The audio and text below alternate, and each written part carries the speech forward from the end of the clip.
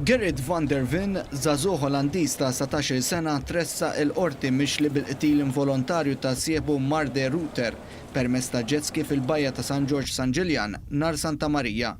Quddiem il-Maġistrat Aron Buġejja żagħżugħ ingħata l-ħelsien mill-arrest fuq depożitu ta' 5,000 euro u garanzija personali ta' 15,000 euro.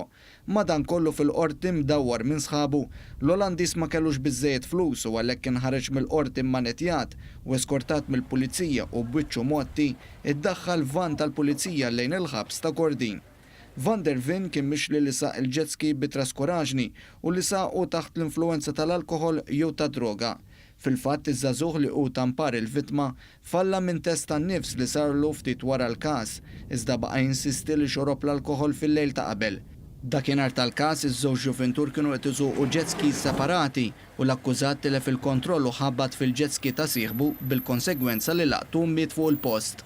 L-imputat wieġeb mhux ħati tal-akkużi miġġuba kontrih.